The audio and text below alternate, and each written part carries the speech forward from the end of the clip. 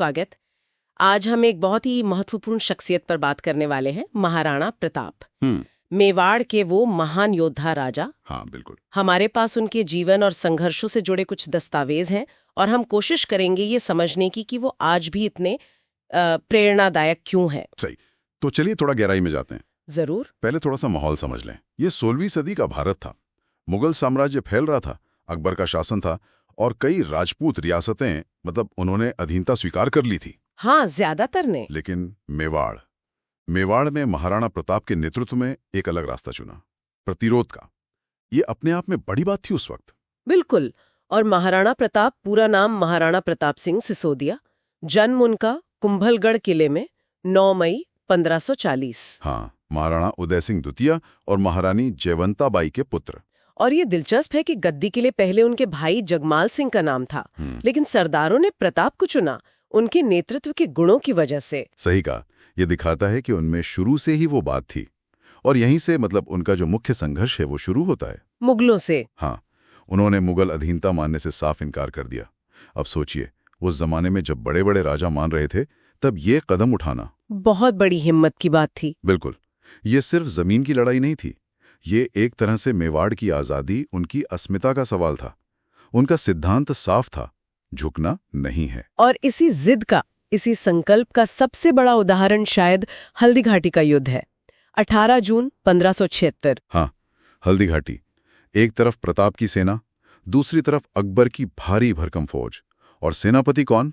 आमेर के राजा मान सिंह प्रथम, मुगलों की तरफ से। हाँ, वो हल्दी घाटी का दर्रा, वहां ये लड़ाई हुई, भयंकर लड़ाई।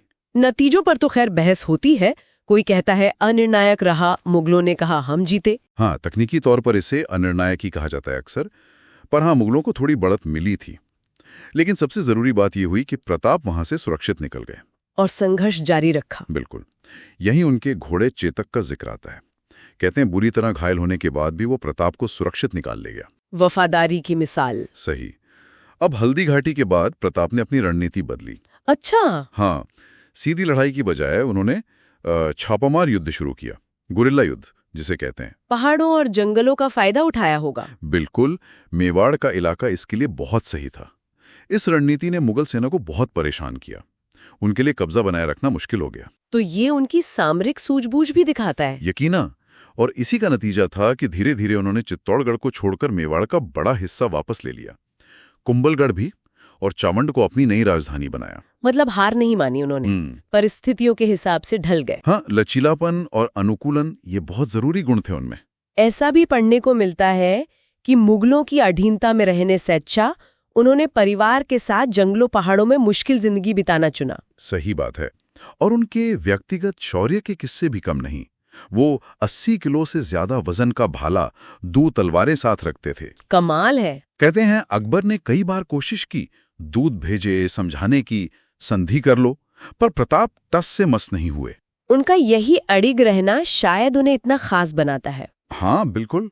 आखिरकार 29 जनवरी 1597 को उनका देहांत हो गया। कोई 56 साल के थे वो। शिकार के दौरान एक दुर्घटना हुई थी। और उनके बाद उनके बेटे अमर सिंह प्रथम गद्दी पर बैठे। और यहाँ इतिहास थोड़ा घूमता है। कैसे? अमर सिंह ने बाद में 1615 में मुगलों के साथ संधि कर ली। अच्छा, मतलब जिस चीज के लिए महाराणा प्रताप जिंदगी भर लड़े, हाँ, उनके बेटे ने वो संधि स्वीकार कर ली। लेकिन इसके बावजूद प्रताप की जो अपनी विरासत है वो कम नहीं हुई। वो राजपूत वीरता, स्वतंत्रता, स्वाभिमान, इन सब के प्रतीक बन गए। आज भी पूरे भारत में उनकी मूर्तियां हैं, स्मारक हैं, स्कूल उनके नाम पर हैं। हाँ, और चेतक को भी लोग याद करते हैं वफादारी के लिए। उनकी जो स्थायी विरासत है ना, ये अपने आप में एक बड़ी चीज है। बिल्कुल। और उनके कुछ वाक्य आज भी गूंजते हैं। जैसे वो कहते थे, एक शासक के लिए अपमान से मौत बेहतर है, या जमीन भले अकबर की हो जाए, मेवाड़ की आत्मा मेरी रहेगी। ये उनके इरादे को दिखाता है। बिल्कुल। तो अगर हम इन सारी बातों को समेटें जो हमने इन स्रोतों से जानी, तो साफ है कि एक बहुत बड़े साम्राज्य के सामने महाराणा प्रताप का ना झुकना, हाँ, फिर बदलती हुई परिस्थितियों में उनकी वो छापामार युद्ध की रणनीति, सही, और एक स्वाभिमान के प्रतीक के तौर पर उनकी जो आज तक की विरासत है, यही मुख्य बातें हैं। पर सवाल ये है कि इसका आज क्या मतलब है? हाँ, और यहीं शायद श्रोताओं के लिए एक सोचने की बात छोड़ सकते हैं। विरासत कितनी जटिल होती है ना। मतलब महाराणा प्रताप उस संधि व्यवस्था के विरोध के लिए जाने गए, मुगल सर्वोच्चता वाली, और उनके ही बेटे ने, उनके उत्तराधिकारी ने आखिरकार वही संधि स्वीकार कर ली। हाँ, ये विरोधाभास तो है। तो ये चीज समय के साथ जो प्रतिरोध की भावना है और जो राजनीतिक यथार्थवाद है, प्रैक्टिकलिटी जिसे कहते हैं, उनके बीच बदलते संतुलन के बारे में क्या कहती है, इस पर सोचना चाहिए। अगर आपको ये वीडियो पसंद आई है तो इसे ज़रूर लाइक करें, कमेंट सेक्शन में अपना ओपिनियन बताएं और चैनल को ज़रूर सब्सक्राइब करें। मिलते हैं अगली वीडियो में, तब तक के लिए नमस्कार।